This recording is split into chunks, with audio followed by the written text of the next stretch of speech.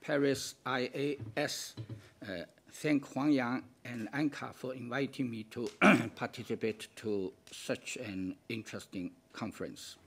Actually, my central topic today is how the outer world of ancient Zhongguo, Middle Kingdom, was barbarianized. As an other side of this process, the question we may raise is how the view of Zhongguo Tianxiaguan, that is, Zhongguo, the central kingdom, supreme over all, over others of all under heaven, was taking its shape in ancient Chinese thought. The image of the world of ancient Chinese live in can be summarized in following words. First, there is only one civilization in the world that human beings live in. Second, this civilization is destined to be exerero as the plural country of a great unity, a powerful country that is not a member in a balanced multi-country system, but the only one of this world. Third, any period in which this civilization has been discomposed into several relatively independent and coexistent regimes, it's always regarded as a transitional or an abnormal period of China moving from splitting to unification, and the difference among populations of different civilizations or cultures is thus transformed into the different stages of the development of one unified civilization or culture. Therefore, Zhongguo has the responsibility of enlightenment, while the surrounding groups yearn for being enlightened and are gradually civilized.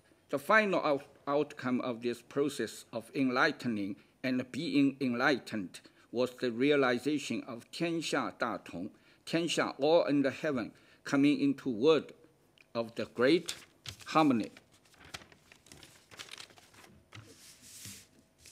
or grand union with the Han Chinese civilization. In other words, of successfully covering the Han Chinese civilization, successfully covering upon all under heaven without exception. 5, before the arrival of this grand union, the main institutional framework intending to achieve economic and cultural exchanges and political links between the traditional Zhongguo and its outside world is namely the system of tribute paying rewarded with Chinese presents as well as as official titles from the Son of the Heaven. Under the domination of such a view, the ancient Chinese understood of the geographical structure of their living space is composed of two essential levels. Each of these two levels has a very long history. The first lies in the imagination of the world as a range of a series of 纯方千里, literally a pure square blocks with a length of about 500 kilometers.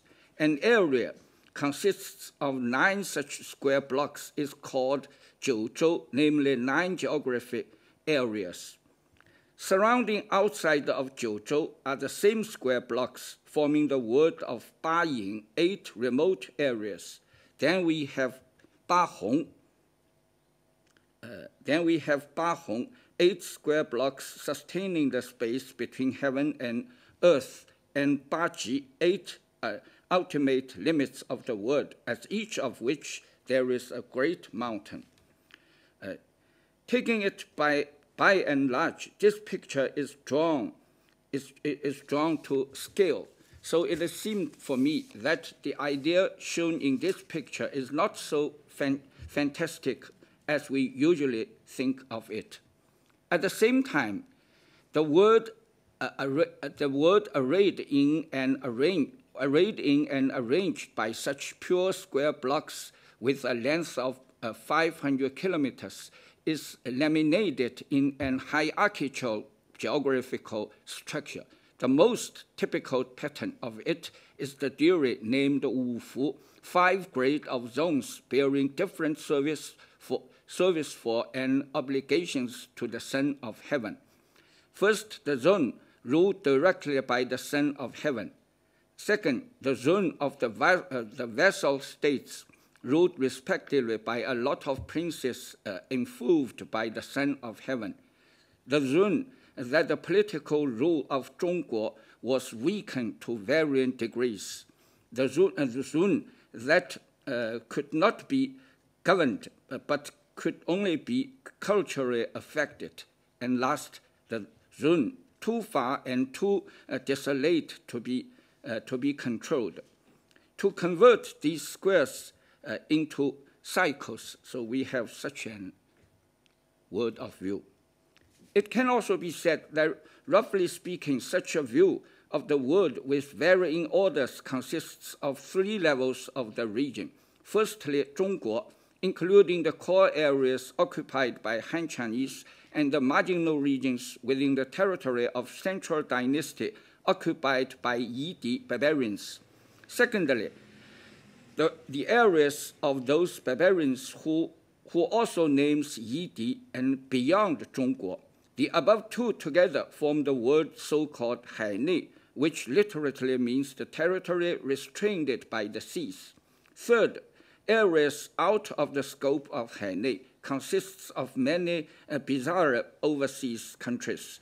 All kinds of tribal groups there were uncivilized or half man, half beasts, or lacking of perfect characteristics of human.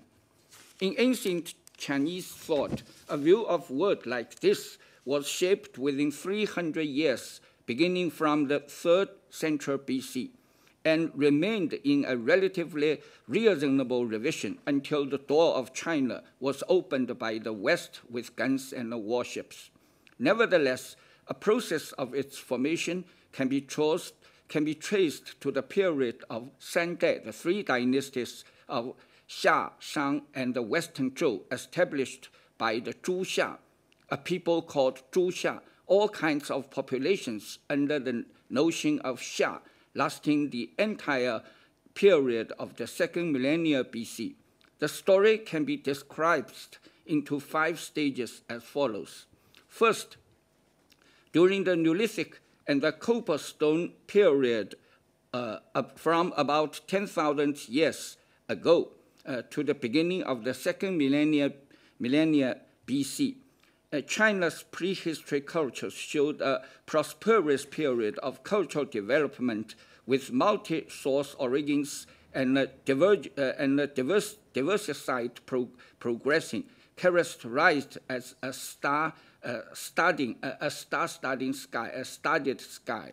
The second stage saw an entirely different picture.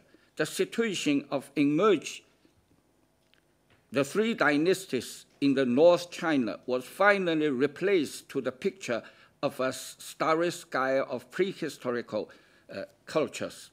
These various different populations formed Xia, Shang, and Western Zhou, gradually merged into one people, shared a common culture formed by fusing of many regional cultures. It was called Zhuxia, different kinds of parts of Xia people. That means the ancestor group of the Han Chinese. But this picture displayed on PPT now may easily cause some misunderstandings. During the whole period of so-called 3 dynasties from the 20th century BC to the late 8th century BC, the North China, even its core regions, actually was not exclusively taken in possession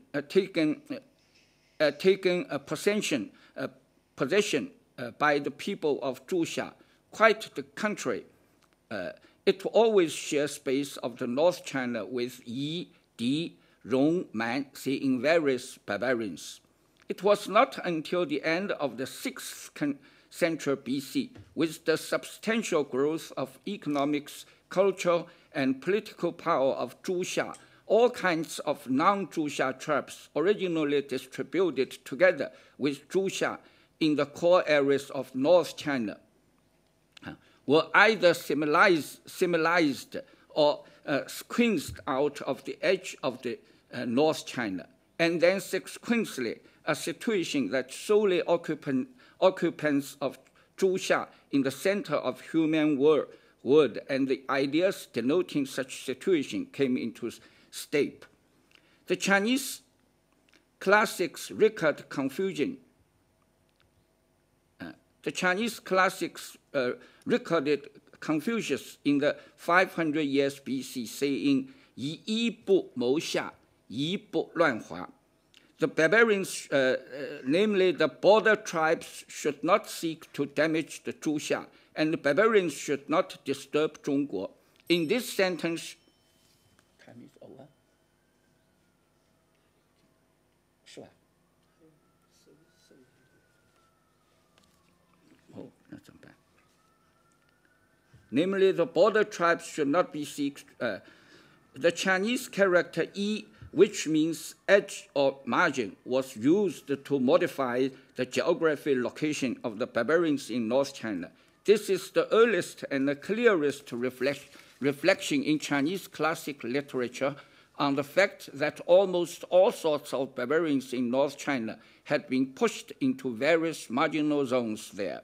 天下, all under heaven, when the specific spatial attributes of 内诸夏 are 外夷狄, means inner Zhuxia surrounded by outer barbarians. So I cannot finish my reading. 还有好多页呢，怎么办？啊？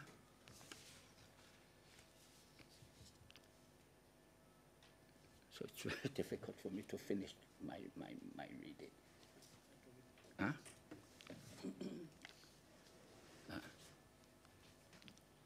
So maybe I read over this paragraph. This is third stage of our story.